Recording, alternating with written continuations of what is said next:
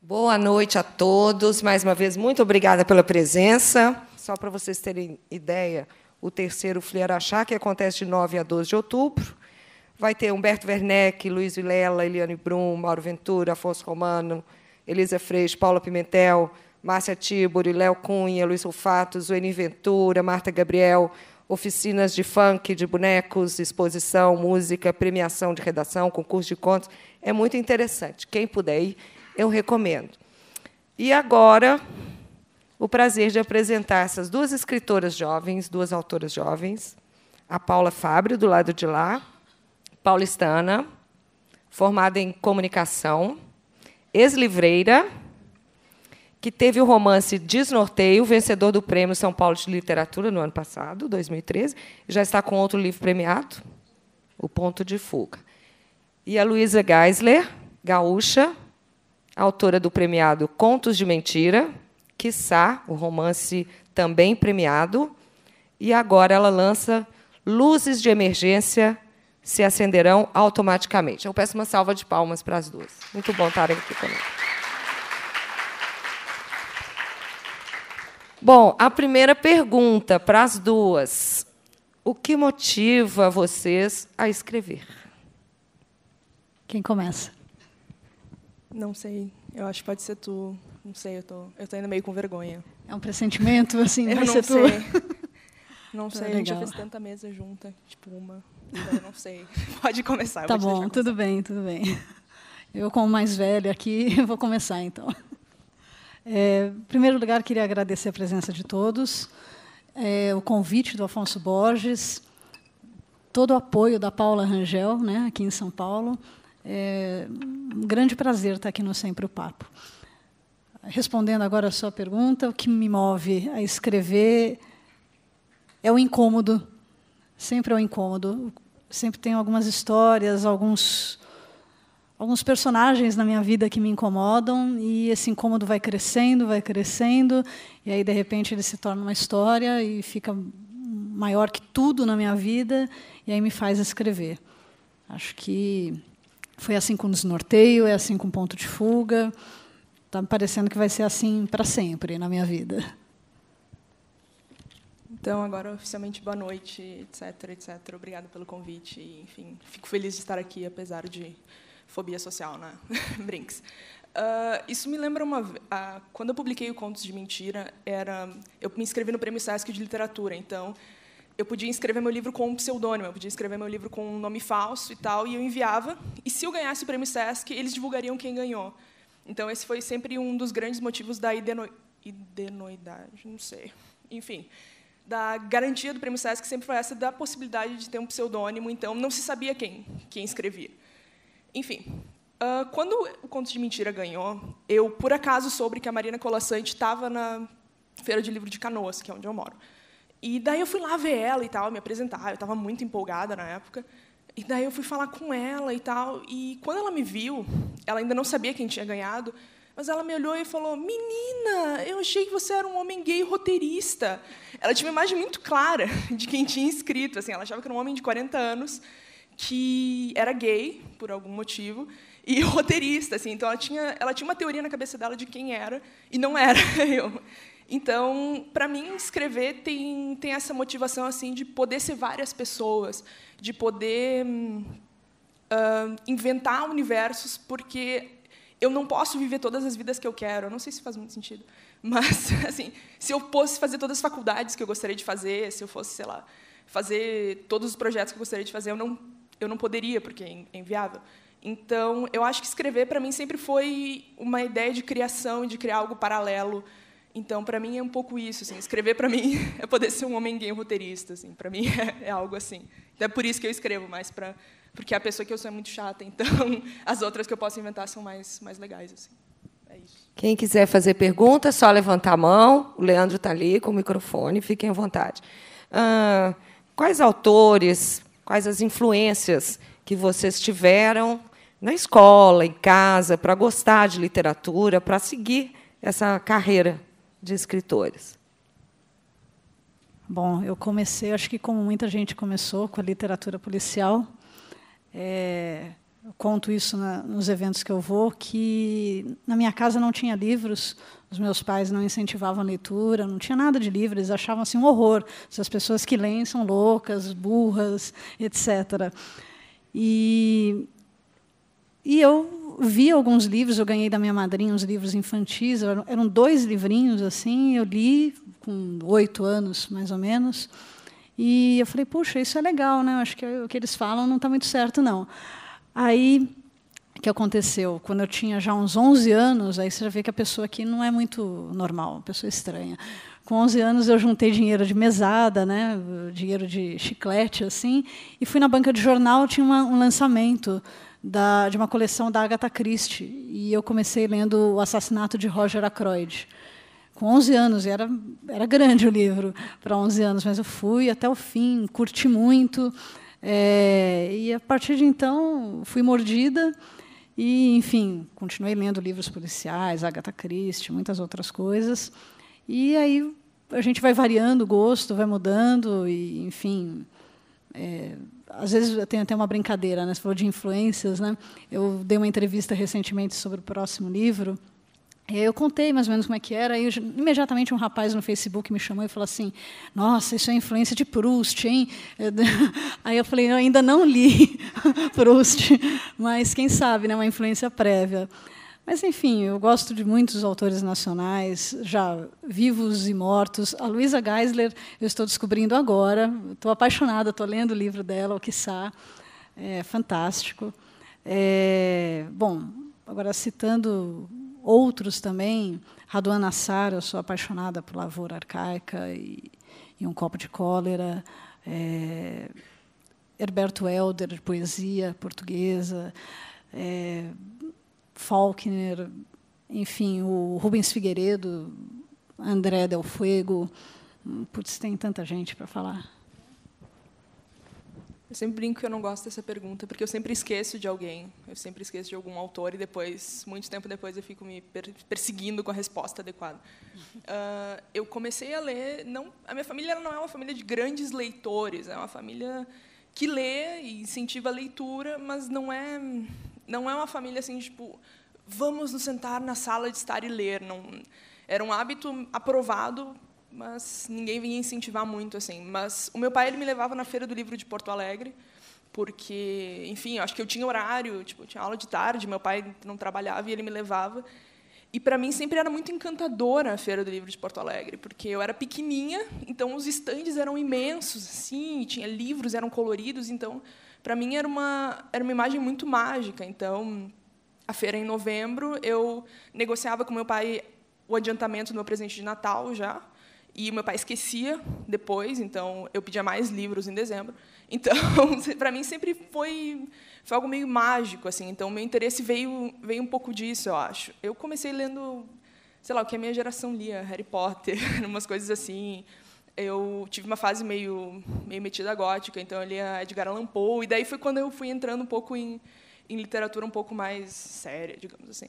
Mas antes disso era Diário de Princesa para baixo. Enfim, quem nunca?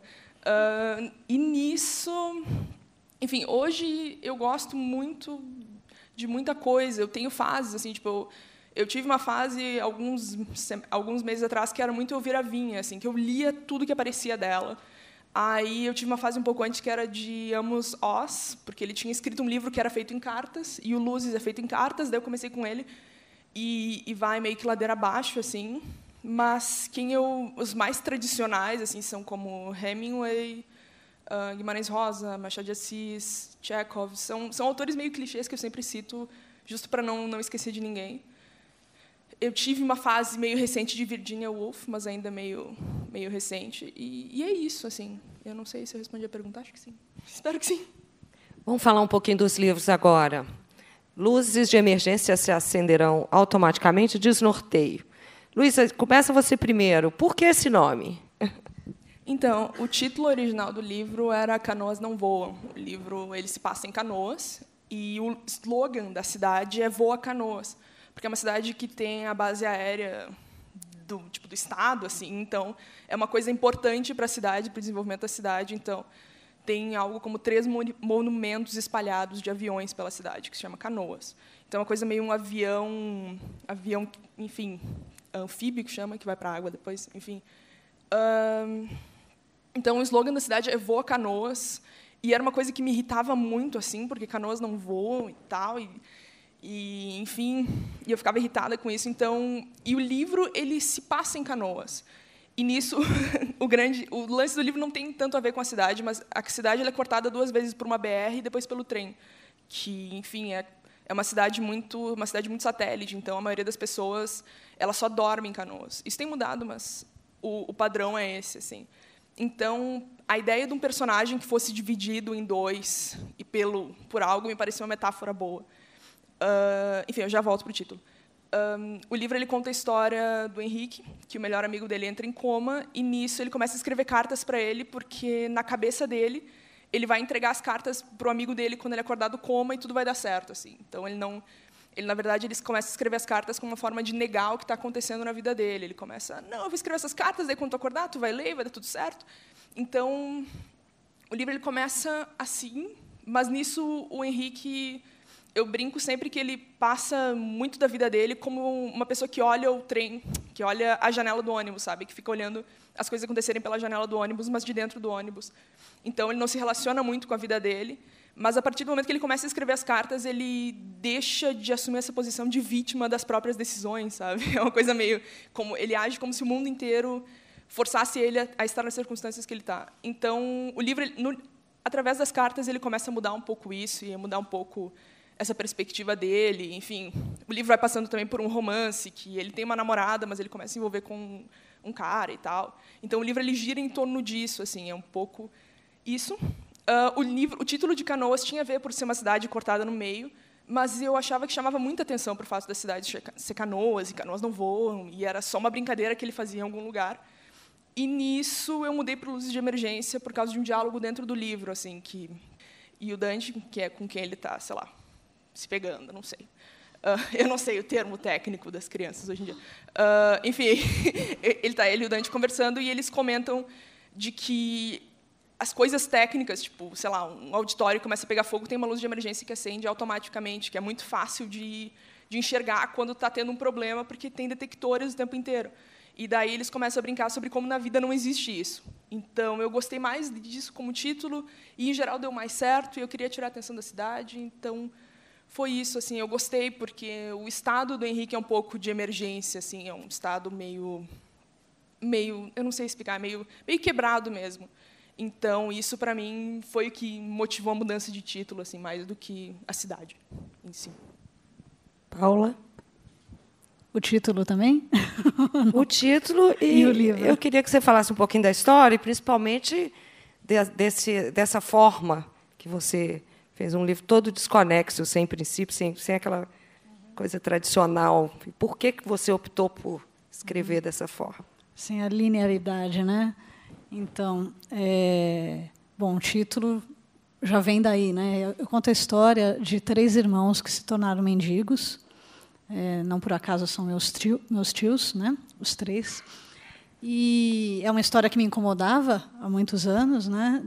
Desde a minha infância, obviamente. E eu fui mastigando ela na cabeça durante todos esses anos. E eu falei, puxa, se eu tenho que começar por alguma história, tem que ser por essa.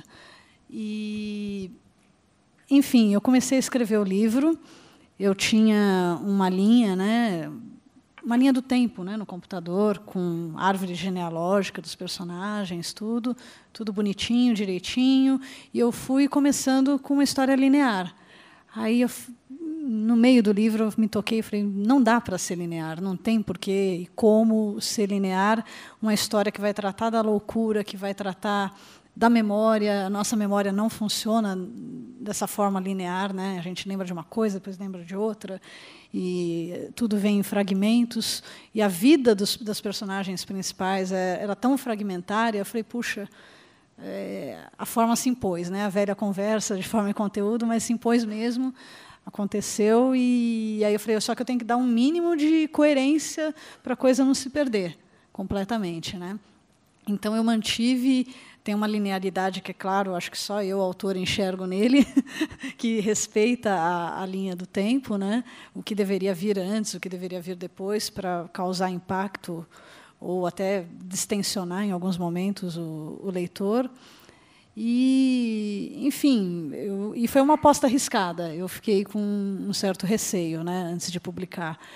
E, enfim, eu falei, eu vou apostar, que eu acho que também é interessante mexer nisso, né? E eu acho que a aposta foi bem feita, porque foi para o prêmio, passou pelo júri inicial, passou pelo júri final, e aí a gente passa por provas o tempo todo, com todos os leitores. Depois que terminou o prêmio, eu ganhei o prêmio. Aí tinha muitos escritores, alguns amigos meus, né, e eles comentavam, puxa, né, tinha o fulano e Beltrano, eram concorrentes muito fortes, deixa eu ver por que você ganhou. E aí foram ler o livro. E aí comentaram, puxa, mas mereceu, hein? Nossa, a aposta foi arriscada, mas valeu. Então, não sei, e continua assim até hoje, até com os novos leitores que vão encontrando. Muita gente escreve, alguns parabenizando, alguns se incomodam muito com isso. E, às vezes, o mais interessante é que as pessoas se incomodam tanto que elas releem. Então, é um livro que é muito relido. Quase todos os leitores me escrevem e falam, puxa, eu li muito rapidamente, porque também pela pontuação, pelo jeito que vai rapidamente. Às vezes, em 2, 3 dias, a pessoa consegue ler. Ele tem 140 páginas, mas com muito espaçamento, né? E, ao final, fala, puxa, eu acho que eu perdi alguma coisa. Aí voltam e leem e falam, nossa, é outro livro na segunda leitura. Então, isso acho que foi bom, acho que foi uma boa aposta. Antes da gente passar para as perguntas na plateia, vou pedir a cada uma para ler um trechinho de cada livro. Pode ser? Quem quer começar?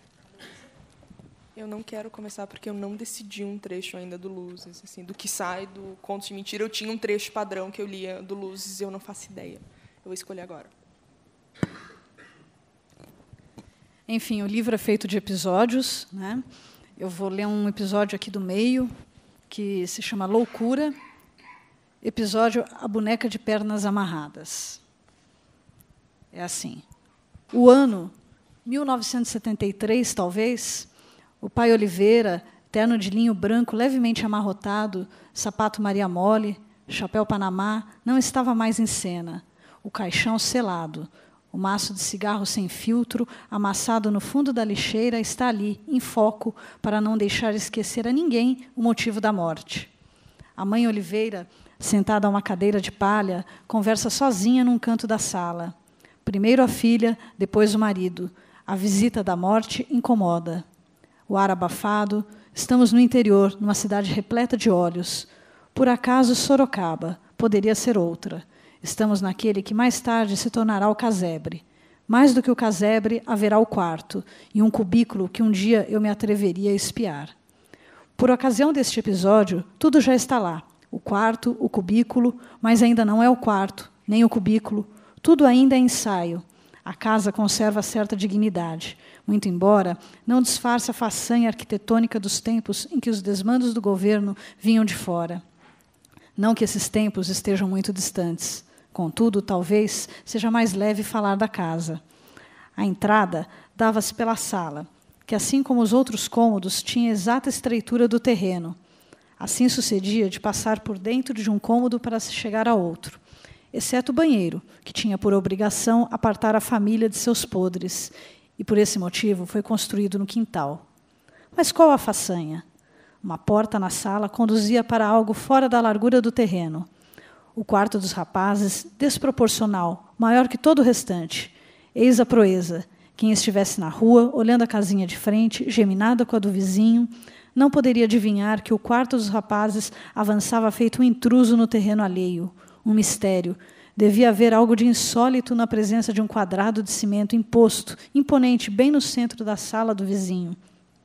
O sujeito chegava do trabalho, contornava a parede e esta lhe convidava a escutar, com auxílio de um copo de vidro, as brigas dos irmãos Oliveira, o som do rádio encoberto pelo ronco, que poderia acontecer a qualquer hora do dia. Certa vez alguém viu correntes nas paredes.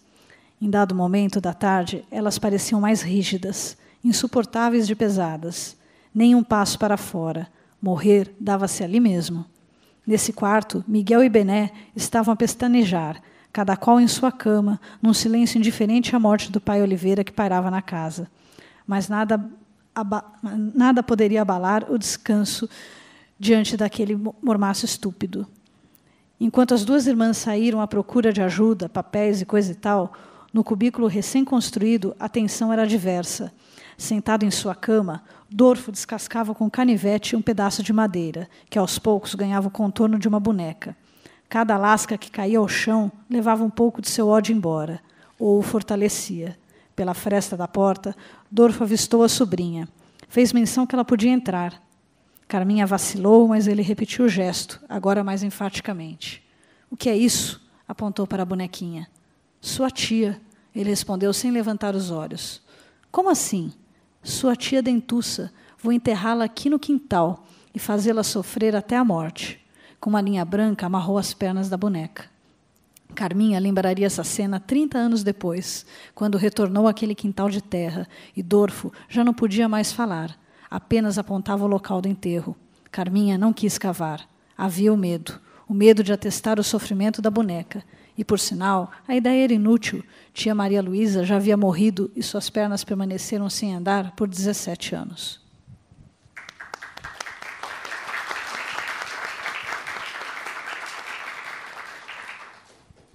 Deu tempo, hein? Deu tempo, mas eu fiquei em dúvida. Mas eu vou ler um trecho bem pequeno, que é o único que eu tenho certeza. Ele sorriu para o chão enquanto olhava para o mar sujo, o sol nascer torto na rua que fedia. Eu era o caipira. Eu era o caipira canoense com os olhos que brilhavam porque tinha tomado cogumelo. Eu que perdia a consciência, ficava paranoico e chorão com essas coisas e não sabia curtir. Eu que não era o protagonista de porra nenhuma. Ele era de esteio. Quem era ele para julgar o meu status caipira? Mas igual, estudava em Porto Alegre. Quebrei o silêncio só por quebrar. Ia chover amanhã, né? Ele não sabia. Eu mal concordei com ele, ele já estava olhando o celular. Passou o dedo pela tela e me mostrou. Nuvenzinhas. Havia probabilidade de chuva. Tem probabilidade. Ele recolheu o celular. A gente consegue prever o movimento do Sol pelos próximos bilhões de anos e não consegue prever o clima. Hã? Tipo, a gente sabe de onde a galáxia veio, há quanto tempo ela existe, calcular a que velocidade um asteroide vai fazer tal e tal movimento. Ah, eu respondi, mas a gente não tem resposta 100% para a chuva de amanhã. Ele ainda ria sozinho. Me disseram que é porque tem variáveis incontroláveis no meio, a velocidade constante de um asteroide na gravidade, com peso tal. Isso dá para saber, mas não se tem certeza e controle de todas as outras variáveis. Tipo efeito borboleta.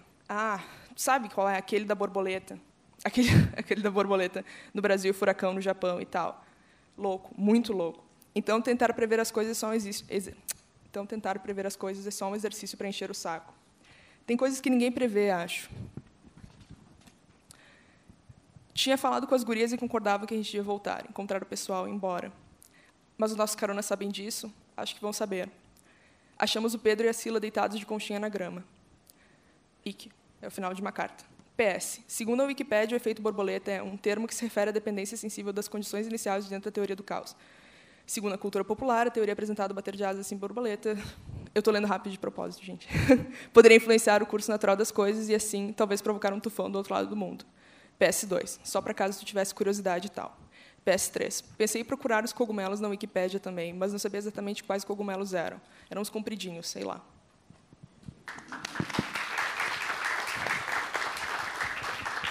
Vamos passar para a plateia, então? Quem quer começar? Vou deixar mais uma pergunta para as duas, para ver se vocês animam. Lembrando que hoje nós vamos encerrar 9 horas mesmo, hein? Todo mundo quer perguntar no final. A literatura, como arte, é um espaço de liberdade, sem concessões? Como é que vocês consideram isso? Quem quer começar? Qualquer uma. Quer que eu comece? Eu quero, porque eu realmente estou pensando. Tá bom. Eu sou uma pessoa lenta. Acredito que sim. Para mim, até mais do que nos eventos, né? Às vezes a gente vai no evento, fala alguma coisa, nossa, vem a patrulha, né? Briga, uma coisa incrível. Mas no livro, eu acho que é o espaço único que eu tenho na vida. Marcelino fala, né, que eu escrevo por vingança, né, onde eu posso me vingar, é onde eu posso me vingar, onde eu posso pegar um inimigo e torná-lo personagem, sem concessões, sem nada, política, tudo eu faço na literatura. Eu acho que, por isso mesmo, que se eu não pudesse escrever, eu não conseguiria viver.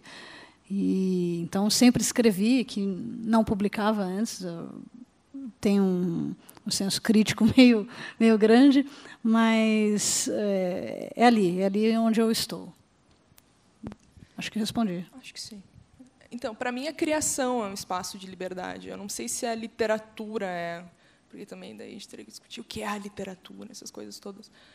Mas eu acho que a criação, sim, é um espaço de muita liberdade, especialmente porque a criação, quando eu escrevo, eu não tenho a obrigação ainda de mostrar para alguém. Eu acho que o processo de edição, sim, mas o processo de criação é uma coisa que eu faço meio a bangu, assim, eu faço por fazer. Então, eu acho que a criação, sim. Eu não sei se a literatura, sim. Eu não quero discutir a função social da literatura, enfim, e a responsabilidade dela nisso. Então, eu vou dizer que não sei. Eu acho que a criação, sim. A literatura, já não sei.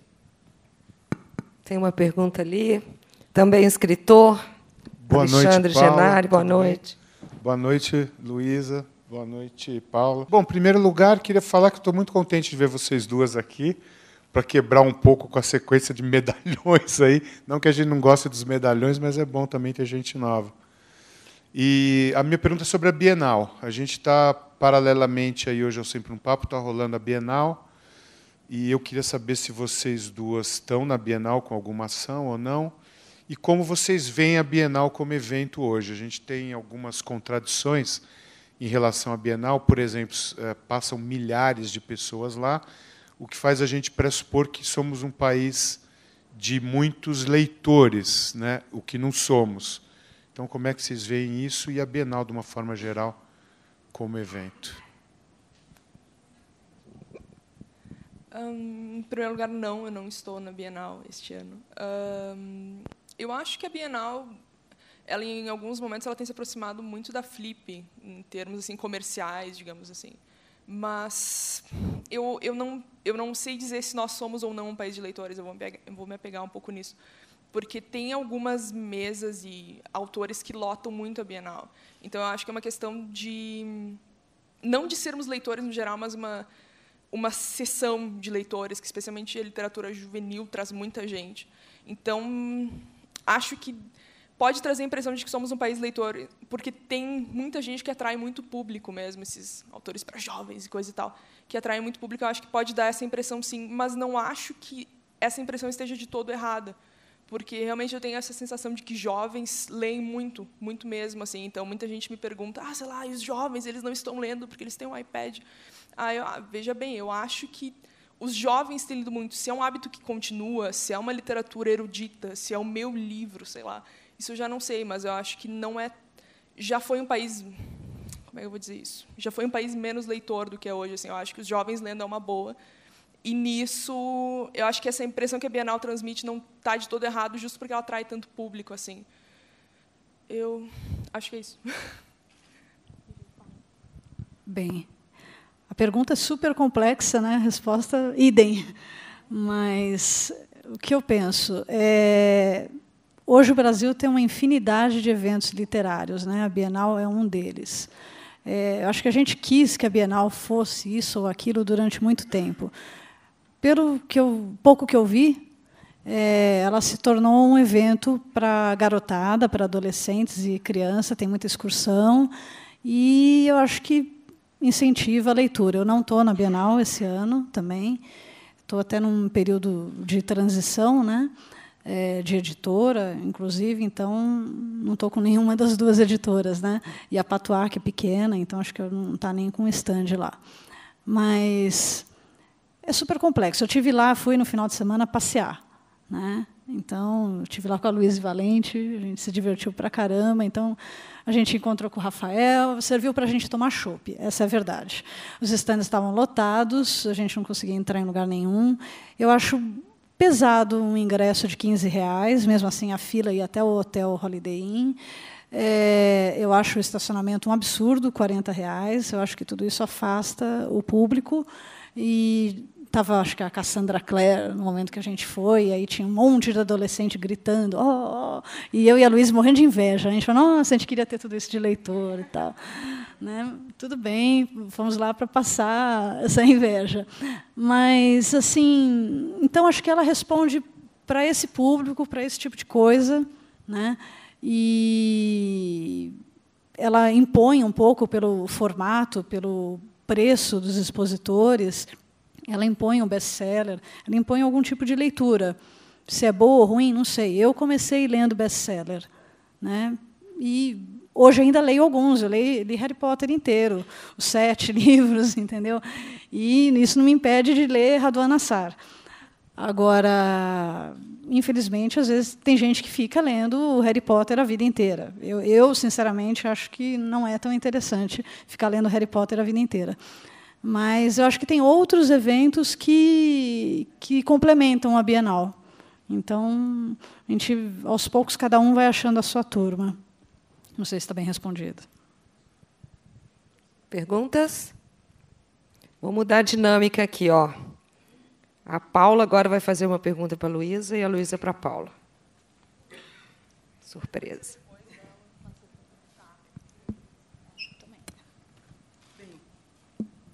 Vocês, como 2 escritoras jovens, o fluxo de leitores hoje aumentou muito. Eu sou bem antiga e eu vejo que hoje os jovens eles estão mais acessíveis com as feiras e tudo. O preço dos livros também mais acessíveis, porque antigamente para você comprar um livro era um absurdo, né?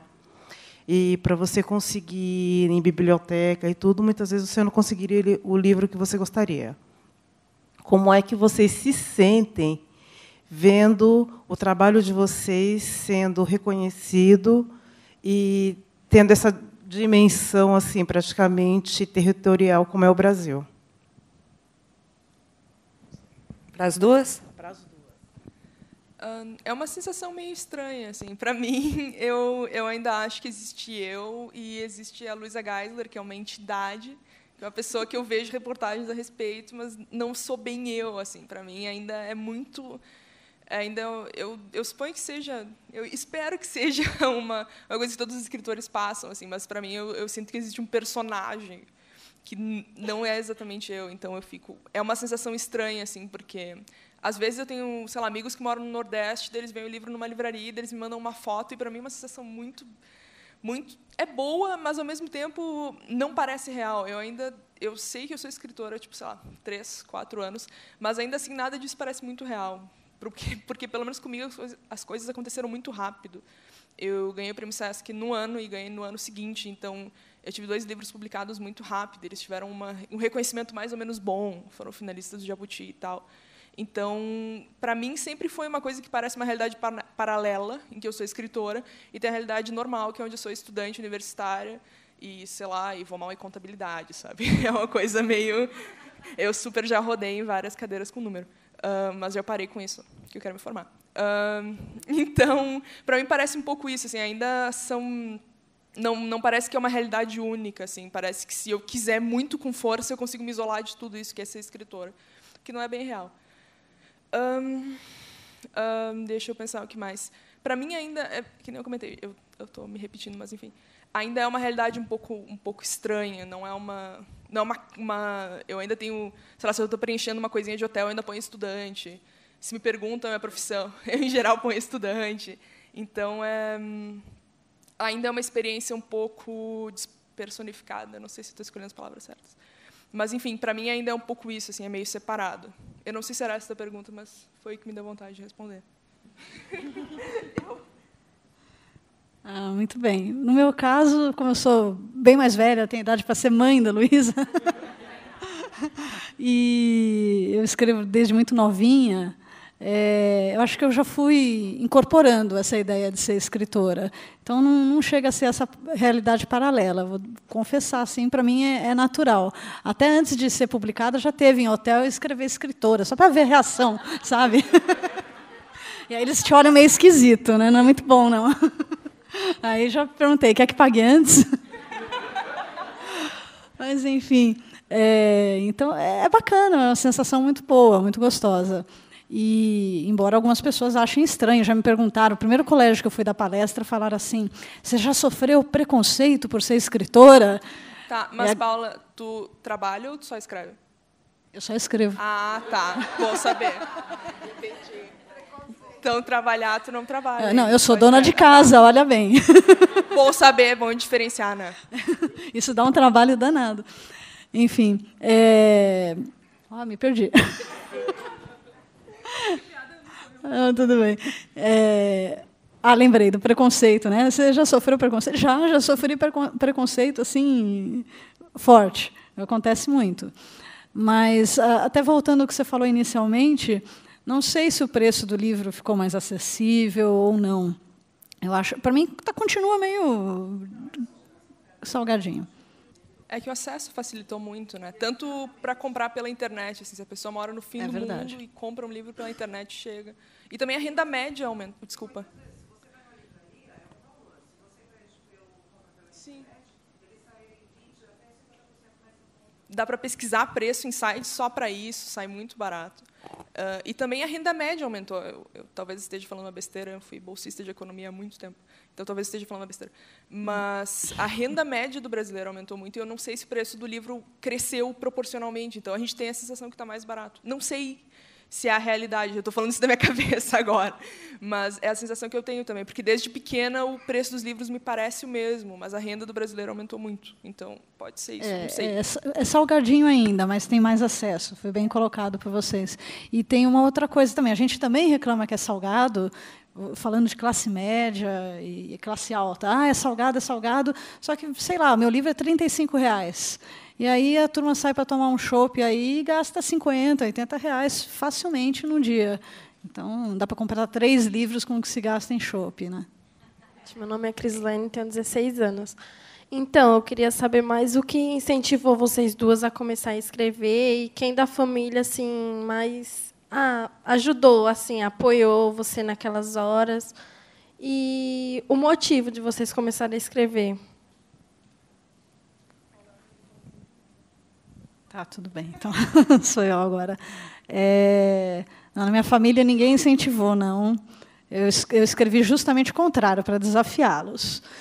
Sempre foi assim. Eu comecei com 4 anos de idade, eu não era alfabetizada, mas eu sentava atrás de um sofá, assim, escondida, e pegava um caderno e eu rabiscava, né? Eu não sabia escrever, e eu ficava falando altas histórias, né? E os meus pais ouvindo assim falavam: nossa, essa menina tem problema mesmo, né? Tem que levar no psicólogo.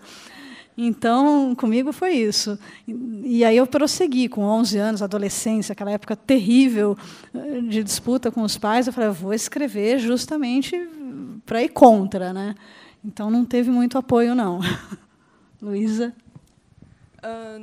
Para mim, escrever sempre teve uma coisa meio... Porque eu sou uma pessoa muito tímida. Eu sei que, pela minha bela socialidade, vocês não notam isso, mas eu sou uma pessoa extremamente tímida.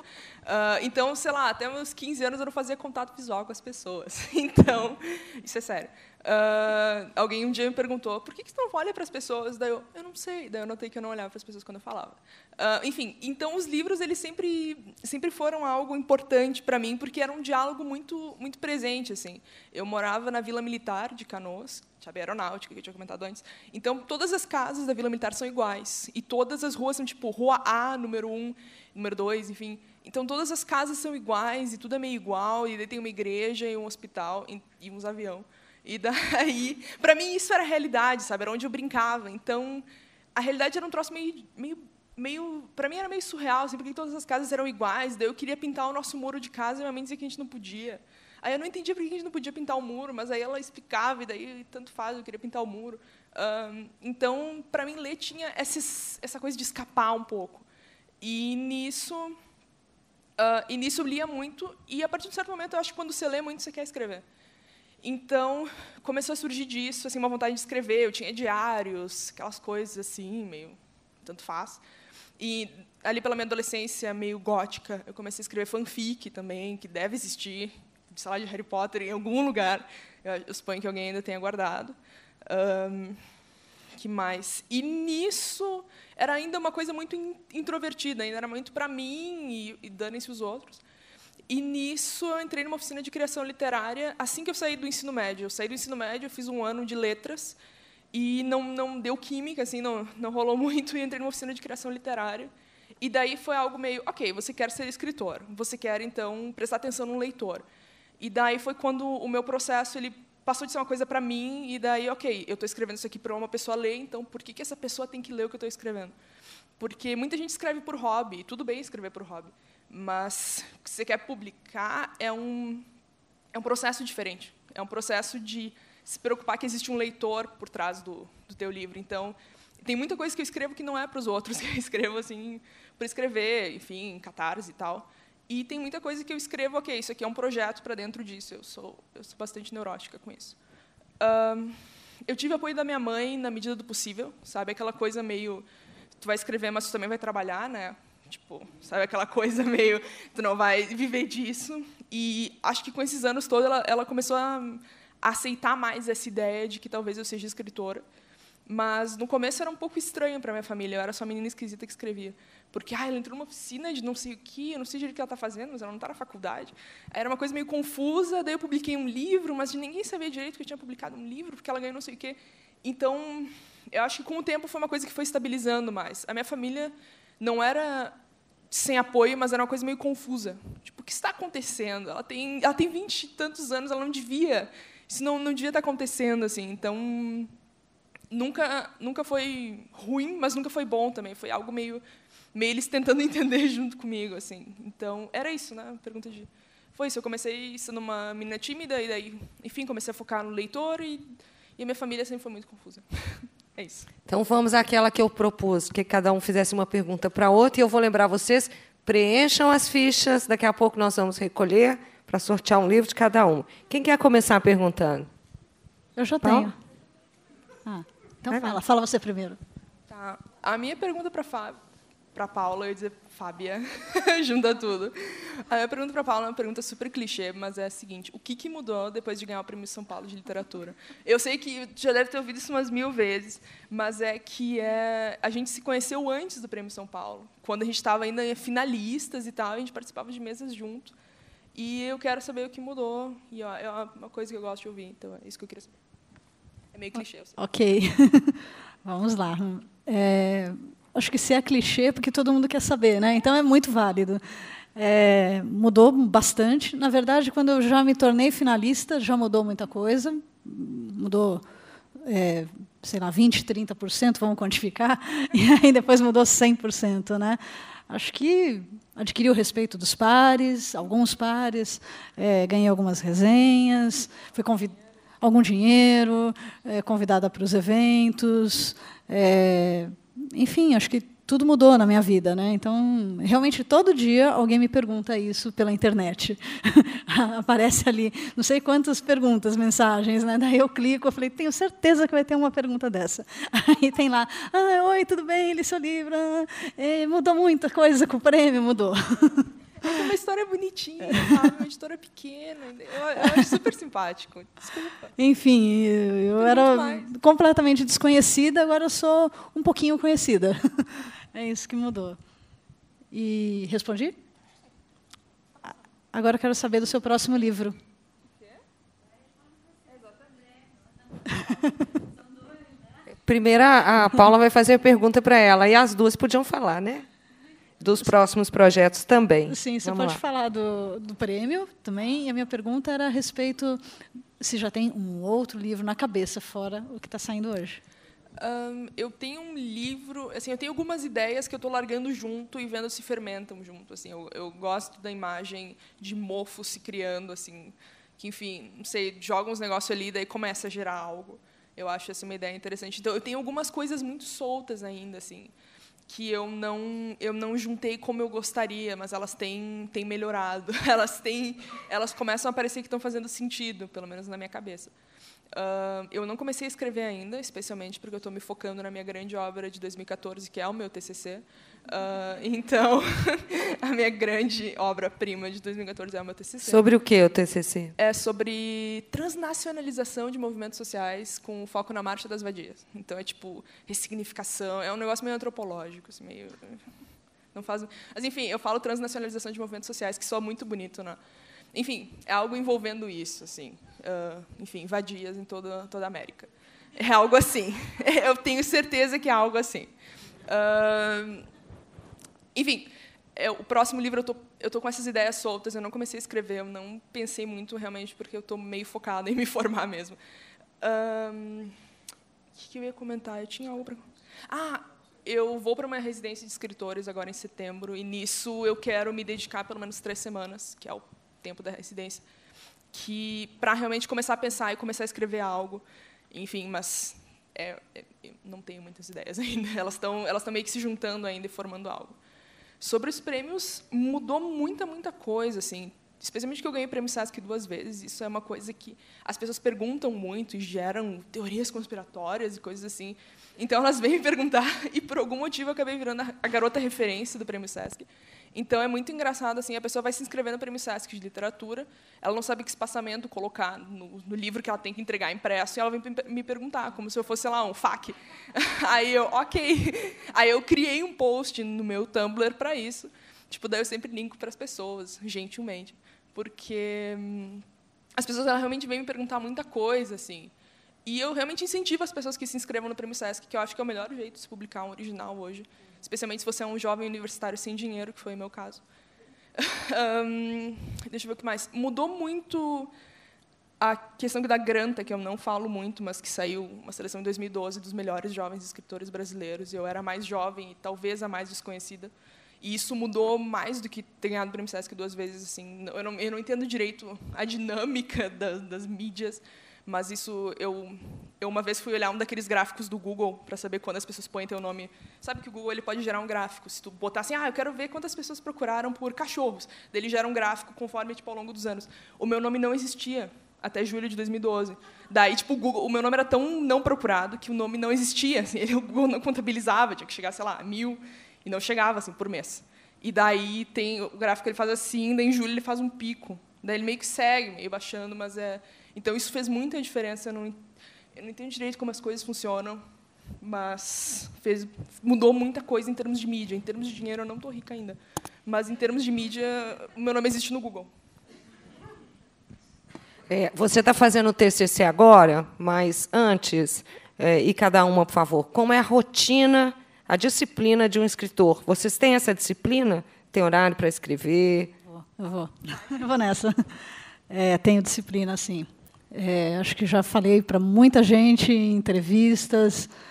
Vou repetir aqui. A disciplina é de 8 horas por dia, todos os dias. E é claro que eu intercalo com algumas outras coisas para não ficar louca, né? Então, eu paro, vou passear com o cachorro, vou tomar banho, aí volto. Mas eu acho que não tenho... Eu trabalho, na verdade, contra as minhas deficiências. Então, tem gente muito talentosa que, no final do dia, fumando um cigarro, escreve um trecho de um livro, um capítulo. Eu não consigo isso. Então, meu texto tem que ser muito trabalhado para ficar razoável. Então, eu tenho que trabalhar muito, em quantidade muito grande, para ficar num nível aceitável, vamos dizer assim. Então, é uma disciplina ferrenha, de segunda a sexta-feira, sempre, o dia todo. E você, Luísa? Eu tenho uma pergunta. Qual é a raça do teu cachorro?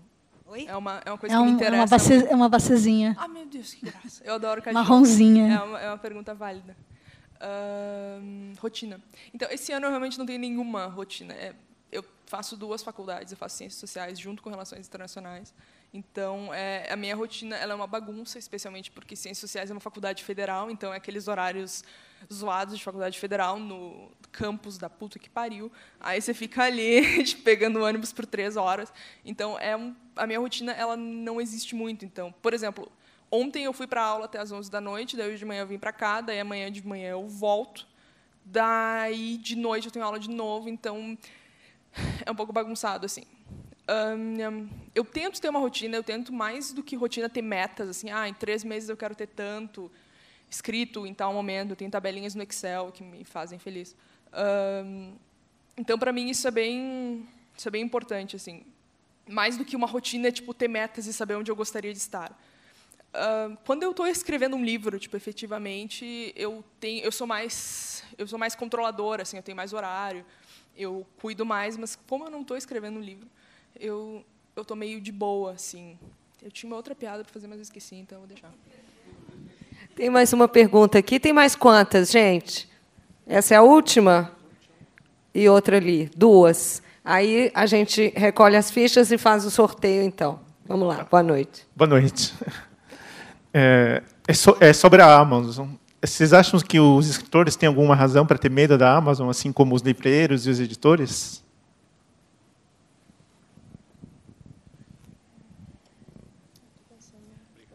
Enquanto você pensa, eu falo. Eu não sei o quanto que as pessoas têm a consciência disso ou não. Hoje mesmo eu me manifestei no Facebook, comentário de um amigo meu que é escritor e livreiro. Eu, como fui livreira, acho que eu tenho uma noção diferente. Eu acho que sim, eu acho que é uma concorrência predatória.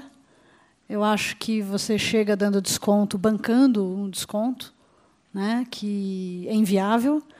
E, no caso, a Amazon, e você quebra a concorrência, que já é fraca, na verdade. Você tem poucas redes de livrarias no Brasil.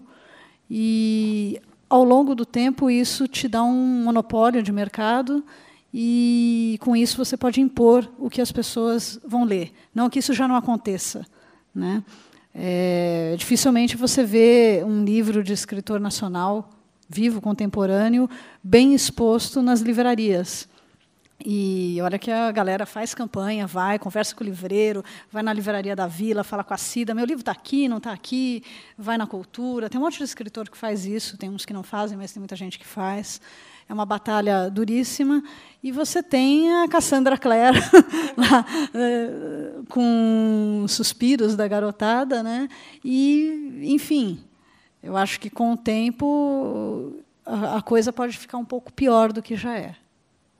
E você vê isso não é só aqui no Brasil, né? Está rolando nos Estados Unidos, Alemanha, enfim. Então, a gente acha bacana, né? Falar, eu sou escritora, eu vou fazer uma autopublicação na Amazon. Não sei. Eu acho que quem vai perder com isso vai ser o público final, lá na frente. Porque fica por fora, tem um monte de gente que são poucos os que se interessam e estão aqui e conhecem, sei lá, amplia o espectro de escritores, do que vai conhecer a diversidade e tudo mais. Eu acho que o leitor final é o que mais perde. Todo mundo vai perder, editoras vão ficar reféns, já são reféns de FENAC e tudo mais, e só vai piorar um pouquinho. Só vai piorar um pouquinho, eu gostei dessa frase. Então, eu originalmente sou uma pessoa muito a favor da concorrência, mas eu acho que é complicado que essa concorrência vai levar a um monopólio. Eu acho um monopólio problemático, assim. É que a Paula respondeu tão bem que eu não sei o que dizer. É de verdade, assim, eu assino embaixo. Eu acho que, por um lado, se tem tudo muito centralizado, que é bom, ao mesmo tempo eles estão dando descontos, que é super bom para o leitor final, mas é uma questão imediata. No longo prazo, isso pode dar poder demais para um núcleo só, então não acho problemático, é o meu termo final. Problemático mais Paula. Desculpa cortar. O site da FENAC entrou assim, a FENAC no Brasil, dava 30%, 40% de desconto em todos os livros. Hoje eles não dão mais. Bom, então, antes de fazer o sorteio, eu queria agradecer muito a presença de vocês duas, agradecer a essa parceria com o SESC, que está muito legal. Convidar vocês mais uma vez para o Fliarachá, quem puder, não perca, é um festival muito legal, muito gostoso. E, Luísa, Paula, muito obrigada pela presença aqui ao Sempre um Papo. Eu espero que vocês continuem com muito sucesso na carreira e que voltem para lançar novos livros com a gente. Obrigada. Muito obrigada.